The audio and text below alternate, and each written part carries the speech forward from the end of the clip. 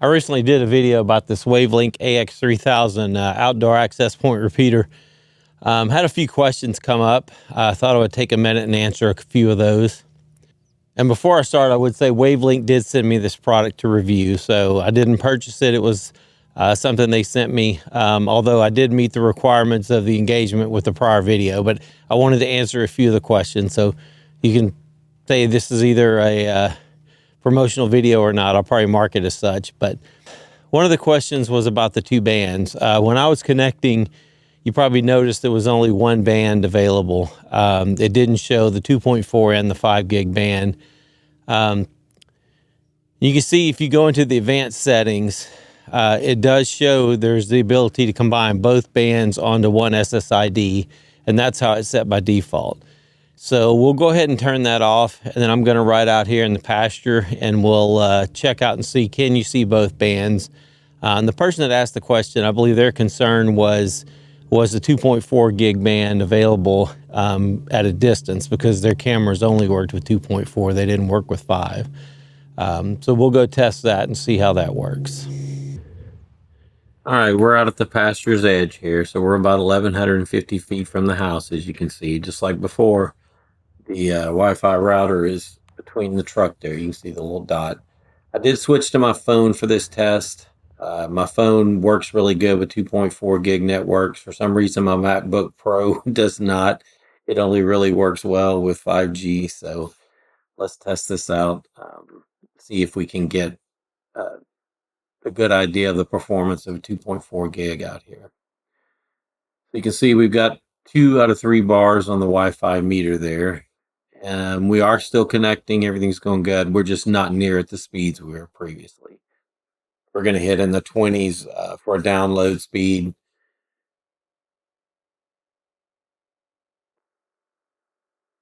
And, jump up a little bit, 3 or so for an upload speed. So not near what we were getting with the 5G, but still it could be serviceable depending on what you're actually wanting to do. And again, all of your devices may not be this far out, but at least we know we're able to connect to the 2.4 gig network out here.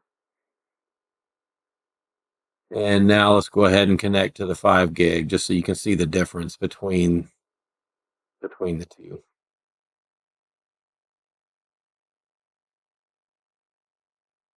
And we'll run a test again now that we're connected to 5 gig.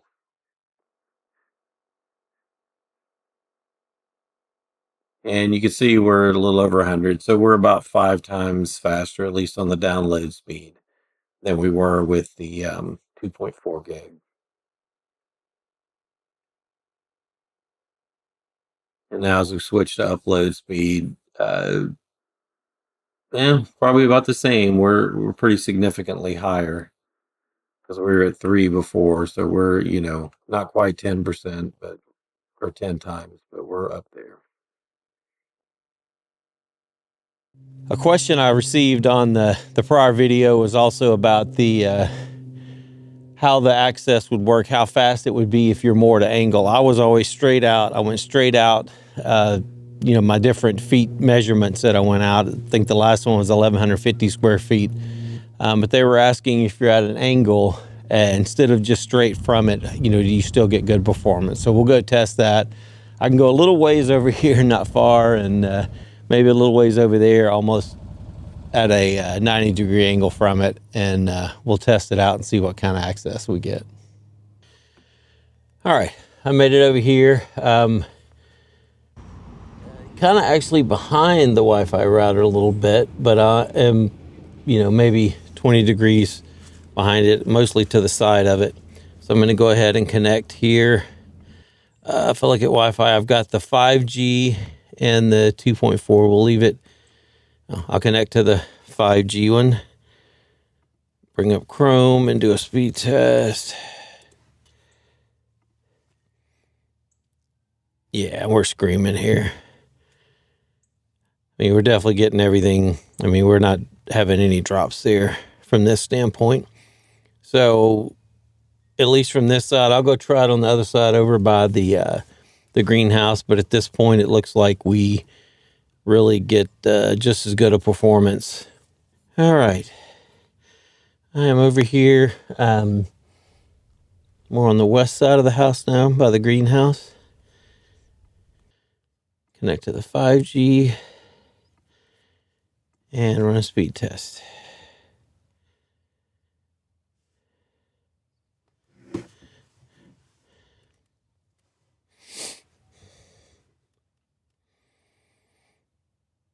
It definitely climbed up there pretty good by the end.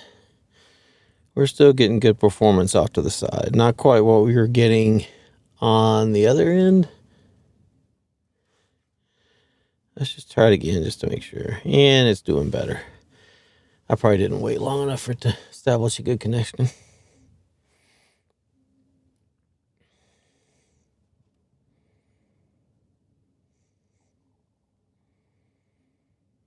I had a question about if you could restrict the MAC addresses that could connect to this access point. And I think their concern was, you know, if they're making this available outside, they want to make it as secure as possible. So I went into the advanced settings on this Wi-Fi router and looked, and I could not find anywhere that you could restrict MAC addresses, that you could put in a list of MAC addresses that could connect. You do have the ability to hide the SSID, which does give you a little bit of security there.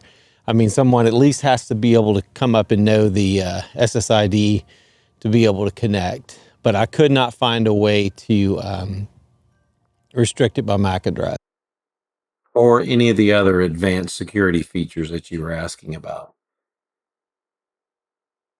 So that would appear to be a no for that question. Anyway, hopefully this answers some of your questions you may have about the AX3000 from WaveLink. If you have additional questions, please let me know. Maybe I can do another video answering those questions. But anyway, I appreciate you guys watching. Y'all have a great day.